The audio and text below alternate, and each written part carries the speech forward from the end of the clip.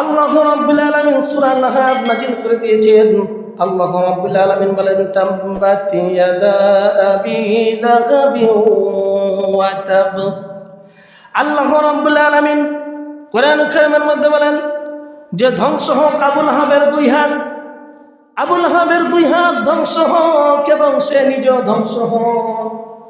আবু লাহাব নবীজি সাল্লাল্লাহু আলাইহি সাল্লামকে পাথর মেরেছিল ডান হাত দিয়ে, একটা পাথর নিক্ষেপ করেছিল। কিন্তু আল্লাহ রাব্বুল আলামিন এখানে কেন বললেন তাব্বাত ইয়াদা আবি লাহাবিন ওয়া তাব? আবু লাহাবের দুই হাত কেন ধ্বংস হবে? এক হাত দিয়ে মেরেছে, ডান হাত দিয়ে মেরেছে, তো আল্লাহ রাব্বুল আলামিন দুই হাতের কথা বললেন। এর কারণটা কি মুফাসসির ইকরাম বলতেছেন, দেখেন আমি যদি এই ডান হাত দিয়ে কোনো কিছু নিক্ষেপ করি, ডান হাত দিয়ে যদি কোনো কিছু নিক্ষেপ করি, এই বাম হাতটা কিন্তু নড়ে না। যখন আমি নিক্ষেপ করি বাম হাতটা নড়ে, তাহলে এই বাম হাতটা ডান হাতকে সহযোগিতা করেছে না করে নাই?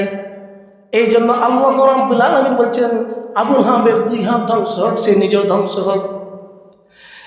আবু লাহাব এই জন্য ধ্বংস হয়েছে। আল্লাহ রাব্বুল আলামিন সে যে ধ্বংস হয়েছে, শুধু সে ধ্বংস হয় নাই, সে যেগুলোর কারণে তার ধন সম্পদ যা কিছু সে অর্জন করেছিল সেগুলো ধ্বংস হোক। আল্লাহ রাব্বুল আলামিন বলেন, মা আগনা আনহু মালুহু ওয়া মা কাসাব। আল্লাহ রাব্বুল আলামিন বলেন তার ধন সম্পদ শুধু যা কিছু অর্জন করেছিল তার কোনো কাজে আসেনি, কোনো কাজে আসবে না, কোনো কাজে আসেনি, সব ধ্বংস হয়ে গেছে। সে যে নবীকে কষ্ট দিয়েছে এই কারণে তার ধন সম্পদ সব কিছু নষ্ট হয়ে গেছে। শুধু তাই নয় আমার বন্ধুগণ, আমার ভাইয়েরা,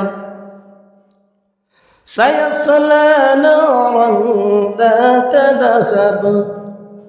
আল্লাহ রাব্বুল আলামিন বলেন ওয়াচিরে সে প্রবেশ করবে লেলিহান শিকা আগুনের ভিতরে, সে অবশ্যই ওয়াচিরে সে প্রবেশ করবে। কোরআন কারীমের মধ্যে সিন সাফা কফ এই শব্দগুলো যখন কোনো শব্দের, এই অক্ষরগুলো যখন কোনো শব্দের প্রথমে থাকে তখন সেটা অর্থ হয় অতি তাড়াতাড়ি, অবশ্যই গুরুত্ব দিয়ে। এখানে সায়াসলা নারান যাতা লাহাব, ওয়াচিরেই সে ধ্বংস হবে, ওয়াচিরেই সে প্রবেশ করবে জাহান্নামের আগুনের ভিতরে। এরপরে আল্লাহ রাব্বুল আলামিন বলেন ওয়া মুরাআতুহু হাম্মালাতাল হাতাব। আল্লাহ রাব্বুল আলামিন বলেন ওয়া মুরাআতুহু, এবং তার স্ত্রীও ধ্বংস হোক, এখন কথা হলো তার স্ত্রী কি করলো যে সেই তার স্ত্রীও ধ্বংস হবে? আবু লাহাব তো ধ্বংস হবে, সে নবীকে গালি দিয়েছে, নবীকে কষ্ট দিয়েছে, তো তার স্ত্রী কেন কি কাজ করেছে? আবু লাহাবের স্ত্রীর কাজ হলো দুইটা কাজ করত, দুইটা অপরাধের কারণে তার কথা আল্লাহ রাব্বুল আলামিন কোরআন কারীমের মধ্যে নিয়ে এসেছেন। একটা কাজ হলো সে নবীকে কষ্ট দিত, সে স্বামীকে আবু লাহাবকে ফুসলাইতো যে তোমার ভাতিজাকে দুনিয়া থেকে বিদায় করে দিতে হবে। এখনো দেখবেন মহিলারা স্বামীকে কান পড়া দেয় না, এইরকম আবু লাহাবকে তার স্ত্রী কান পড়া দিত, তোমার ভাতিজাকে দুনিয়া থেকে বিদায় করে দিতে হবে, পথের কাঁটা সরিয়ে দিতে হবে।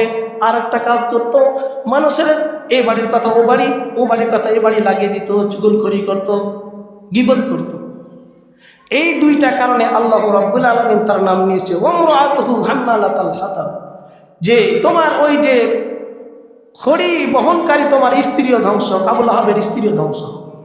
কারণ সে মানুষকে একের কথা অকে লাগাতো, এমনকি নবীজি সাল্লাল্লাহু আলাইহি সাল্লামকে মারার জন্য পাথর নিয়ে সে ঘুরে বেড়াতো। নবীজির তাফসীরের মধ্যে দেখলাম যে নবীজির রাস্তার মধ্যে কাঁটা পুঁতে রাখতো, যে নবীজি যেন কাঁটা পুঁতে মারা যায়। এই কারণে আল্লাহ রাব্বুল আলামিন তার স্ত্রীর কথা নিয়ে এসেছেন। এরপরে আল্লাহ রাব্বুল আলামিন বলেন ফি জিদিহা হাবলুম মিন মাসাদ। আল্লাহ রাব্বুল আলামিন বলেন আর আবু জেহেলের গলার মধ্যে রশি পড়ানো থাকবে। আবু লাহাবের গলার মধ্যে কি থাকবে? রশি পড়ানো থাকবে। এই রশি দিয়ে তাকে নিক্ষেপ করবে জাহান্নামের ভিতরে। এমন মোটা রশি থাকবে যে রশি দিয়ে আবু লাহাবকে জাহান্নামের মধ্যে নিক্ষেপ করে দেওয়া হবে। আমার বন্ধুগণ, আমার ভাইরা, তাহলে এই সূরা থেকে আমরা কি বুঝতে পারলাম? যারা নবীকে গালি দিবে আল্লাহ রাব্বুল আলামিন তাদেরকে দুনিয়ার ভিতর ধ্বংস করে দিবে।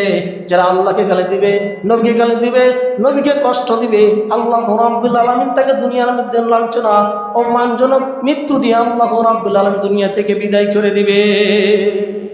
এই জন্য নবীকে গালি দেওয়া যাবে। যারা নবীকে গালি দেয় এরা কখনো মুসলমান থাকতে পারে। আল্লাহ রাব্বুল আলামিন বলছেন, যারা আমি আল্লাহকে, আমার রাসূলকে দুনিয়ার ভিতরে কষ্ট দিবে, আমি আল্লাহ রাব্বুল আলামিন তাদেরকে দুনিয়া এবং আখিরাতে, শুধু দুনিয়াতে না, দুনিয়া এবং আখিরাতে আমি তাদেরকে অভিশাপ দান করি, অভিশাপ করি। এরপরে আল্লাহ রাব্বুল আলামিন বলেন, ওয়া আ'আদনা লাহুম আযাবাম মুহিনা। আর আল্লাহ রাব্বুল আলামিন বলেন যে আমি তাদের জন্য প্রস্তুত করে রেখেছি, আমি তাদের জন্য তৈরি করে রেখেছি অপমানজনক শাস্তির ব্যবস্থা আমি আল্লাহ রাব্বুল আলামিন করে রেখেছি। দুনিয়াতে শাস্তি হবে, পরকালে শাস্তি হবে, এবং তাদের জন্য অপমানজনক শাস্তি। একটা হচ্ছে শাস্তি আর একটা অপমানজনক শাস্তি। অপমানজনক শাস্তি এটা ভয়ঙ্কর শাস্তি হবে। এই জন্য নবী করিম সাল্লাল্লাহু আলাইহি ওয়াসাল্লামকে কষ্ট দেওয়া যাবে না। নবীজি সাল্লাল্লাহু আলাইহি ওয়াসাল্লাম, বুখারী শরীফের হাদিস, নবীজি সাল্লাল্লাহু আলাইহি ওয়াসাল্লাম বলেন, একজন ইহুদি লোক সে আমাকে অশ্লীল ভাষায় গালিগালাজ করেছে। অনেক অশ্লীল ভাষায় গালিগালাজ করার পরে কিছুদিন পরে সেই লোকটা মারা গেল। যখন সে লোকটা, ইহুদি লোকটা মারা গেল, তখন তাকে তার এলাকাবাসী, গ্রামবাসী সকলে তাকে মাটি দিল, দাফন করলো। দাফন করার পরে সকালবেলা এসে দেখে যে লাশটা কবরের ভিতরে নাই, কবরের বাইরে মাটির উপরে পড়ে আছে। কবরের মাটি তাকে গছে নাই, উপরে নিক্ষেপ করে দিয়েছে। এরপরে গ্রামবাসী কি করলো, দ্বিতীয় দিন আবার তাকে আর একটু গর্ত করে, তারা পরামর্শ করলো যে আর একটু গর্ত করো, আর একটু গর্ত করে তাকে কবরের মধ্যে নিক্ষেপ করে দিল, তাকে দাফন করে দিল। এরপরে পরের দিন সকালে দেখে ওই লাশটা আবার উপরে উঠে আসে। সকালে বললো আজকে হবে না, আরো একটু গর্ত করো। আরো বিশাল করে গর্ত করলো, গর্ত করার পরে তাকে দাফন করলো। এইভাবে কয়েকদিন যাওয়ার পরে দেখলো যে তারপরের দিন সকালবেলা দেখলো যে আবার লাশটা উপরে পড়ে আছে, মাটি তাকে গছে নাই। এবার গ্রামবাসী চিন্তা করলো তাকে এভাবে হবে না, এক কাজ করো, তাকে কূপের মতন, কুয়ার মতন করে বিশাল বড় গর্ত করো। অনেক গর্ত করার পরে তাকে দাফন করো। এরপরে দাফন করার পরে রড সিমেন্ট দিয়ে ঢালাই করে দাও, যেন সে লাশটা উপরে উঠতে না পারে। রড সিমেন্ট দিয়ে ঢালাই করে দেওয়া হলো, যেন সে লাশটা উপরে না উঠতে পারে। সকালবেলা পরের দিনে সে দেখে লাশটা আবার উপরে পড়ে আসে। শুধু লাশটা উপরে পড়ে নাই, দেখলো একটা কুকুর ওই মরা লাশের মুখের মধ্যে পেশাব করতেছে। জোরে বলেন নাউজুবিল্লাহ। নবীজি সাল্লাল্লাহু আলাইহি ওয়াসাল্লাম বলেন, সে আমাকে দুনিয়ার ভিতরে গালি দিয়েছিল। ওই যে ইহুদি লোকটা দুনিয়ার ভিতরে নবীজি সাল্লাল্লাহু আলাইহি ওয়াসাল্লামকে গালি দিয়েছিল, কষ্ট দিয়েছিল। এই কারণে আল্লাহ রাব্বুল আলামিন তাকে দুনিয়ার মধ্যে শাস্তি দিয়েছেন যে কুত্তা তার মুখে পেশাব করতেছে। আল্লাহ এই তামাম লোকের লাশটা কিন্তু মাটিতে তাকে গছে নাই না। এই জন্য আমরা যারা দুনিয়াতে নবীকে গালি দেয়, অনেক নাস্তিক, অনেক মুরতাদ আছে যারা নবীকে গালি দেয়, আল্লাহ রাব্বুল আলামিনকে গালি দেয়। যারা দুনিয়ার ভিতরে নবীকে গালি দিবে, আল্লাহ রাব্বুল আলামিনকে নিয়ে বাজে কটূক্তি করবে, এই সমস্ত নাস্তিকগুলো দুনিয়ার মধ্যে কুত্তায় তাদের মধ্যে পেশাব করবে, আর দুনিয়ার জমিনে আল্লাহ রাব্বুল আলামিনের মাটি, কবরের মাটি তাকে গজবে না। তো এখান থেকে আমাদের শিক্ষা নেওয়া দরকার যে নবীকে যারা গালি দিবে এদের শাস্তি কি ভয়ঙ্কর হতে পারে। যে দুনিয়ার জমিনে তাকে মানুষ তাকে তুচ্ছ তাচ্ছিল্য করবে, আর তাকে কবরের মাটি গজবে না, এমনকি কুত্তা তাদের মুখে পেশাব করবে। আমার বন্ধুগণ, আমার ভাইয়েরা, এই জন্য নবীকে গালি দেওয়া যাবে না। নবীজি সাল্লাল্লাহু আলাইহি ওয়াসাল্লাম মক্কা বিজয় করার পর নবীকে যখন মদিনায় যখন তাড়ায় দিল, হিজরত করে নবীজি সাল্লাল্লাহু আলাইহি ওয়াসাল্লাম চলে গেলেন। এরপরে যখন মক্কা বিজয় হলো, মক্কা বিজয়ের দিন নবীজি সাল্লাল্লাহু আলাইহি ওয়াসাল্লাম বললেন, দেখো সাহাবীরা, যারা 3 জায়গায় আশ্রয় নেবে তাদেরকে কখনো হত্যা করবে না। নাম্বার 1 হলো যারা কাবা ঘরে আশ্রয় নেবে তাদেরকে তোমরা হত্যা করবে না। যারা কাবা ঘরে আশ্রয় নেবে তাদেরকে হত্যা করবে না। 2 নম্বর, যারা আবু সুফিয়ানের ঘরে যারা আশ্রয় নেবে তাদেরকে তোমরা হত্যা করবে না। 3 নম্বর, যারা নিজের ঘরে দরজা লাগিয়ে বসে থাকবে তাদেরকে তোমরা হত্যা করবে না। এই 3 শ্রেণীর 3 জায়গার লোককে তোমরা হত্যা করবে না। আমার বন্ধুগণ, আমার ভাইয়েরা, এর মধ্যে একজন সাহাবী ডাক দিয়ে বলছেন, ইয়া রাসূলুল্লাহ, ইয়া হাবিবাল্লাহ,